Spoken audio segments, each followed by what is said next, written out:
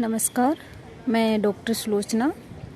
आज हम भारत शासन अधिनियम 1919 के बारे में अध्ययन करेंगे।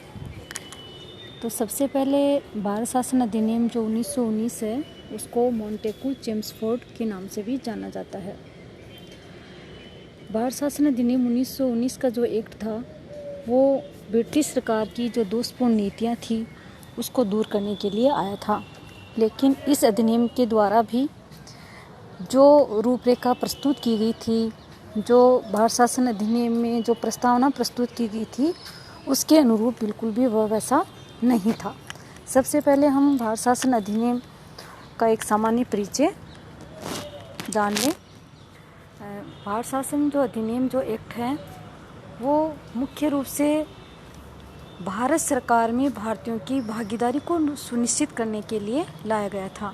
अर्थात इससे पहले जो ब्रिटिश सरकार थी वो भारतीयों की भागीदारी, चाहे वो मतदान में भागीदारी हो या सरकारी सेवाओं में भागीदारी हो, उनकी बिल्कुल नगण्य थी और इसी का विरोध किया गया था। इसलिए इस अधिनियम को लाने का प्रयास किया गया और लाया भी गया। लेकिन इस अधिनियम का अगर हम अवलोकन करते हैं तो हम देखते हैं कि भारत सरकार अधिनियम 23 दिसंबर 1919 को जिस स्वीकृति के साथ लाया गया, जिस अंदाज में लाया गया, वो अपने धरातल पर वैसा नहीं सफल हो पाया।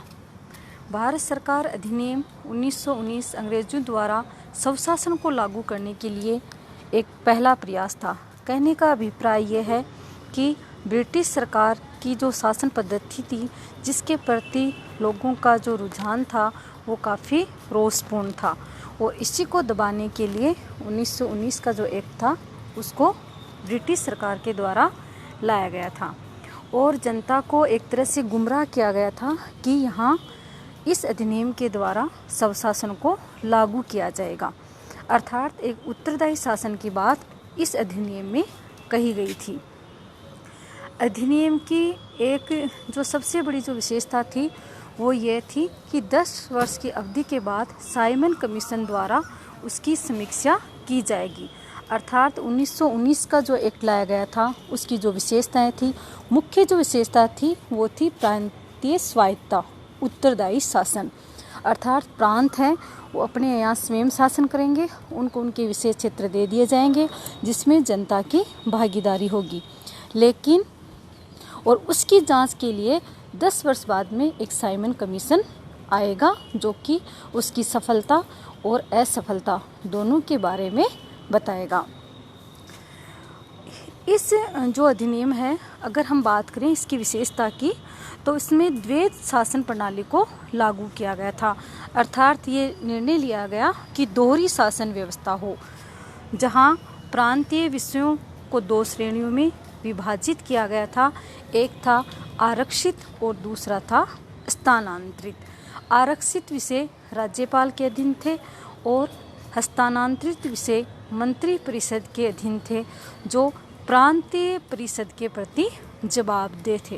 कहने का अभिप्राय यह है कि जो विषय थे उनका बंटवारा कर दिया गया था और ये बंटवारा 2 तरीके से किया गया था, आरक्षित और हस्तांतरित।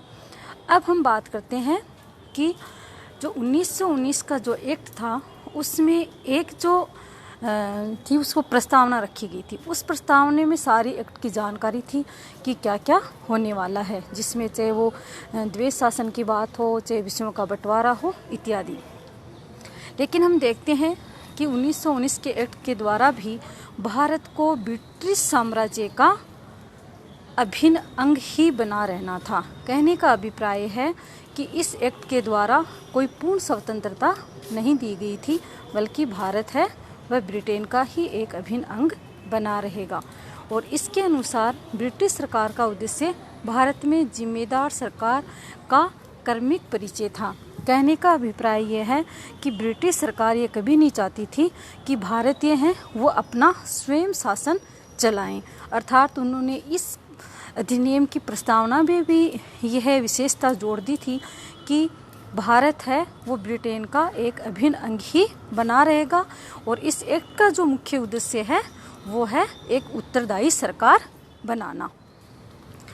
इसमें केंद्र और प्रांतीय विषयों के वर्गीकरण के साथ साथ प्रांतीय स्तर पर अराजकता का परिचय, अधिनियम के अनुसार आयकर को केंद्र सरकार को राजस्व के स्रोत के रूप में रखा गया था। अर्थात कहने का मतलब है कि जो भी आय होगी वो सारी, जो भी टैक्स लगेगा वो सारी केंद्र सरकार है वो निर्धारित करेगी। विधायिका की सहमति के बिना विधायी विधेयकों को वायरस की मंजूरी के तहत पारित किया जाना था। अधिनियम ने पहली बार भारत में एक लोक सेवा आयोग की स्थापना की भी बात कही और 1927 का साइमन कमीशन भारत सरकार अधिनियम 1919 का एक परिणाम भी था, क्योंकि इसे 10 वर्षों की अवधि के पश्चात 1919 के एक्ट की समीक्षा के लिए स्थापित किया गया था।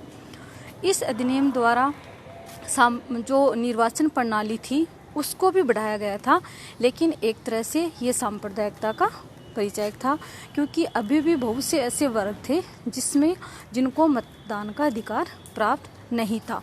कहने का अभिप्राय है कि मतदान की जो बात कही गई थी इस अधिनियम के द्वारा वो सिर्फ एक प्रतीक मात्र थी, क्योंकि हम देखते हैं कि इसमें सिख, यूरोपीय और एंग्लो इंडियन ही शामिल थे, उनको ज़्यादा बढ़ावा दिया गया था, जो कि एक सांप्रदायिक प्रतिनिधित्व का प्रतीक था।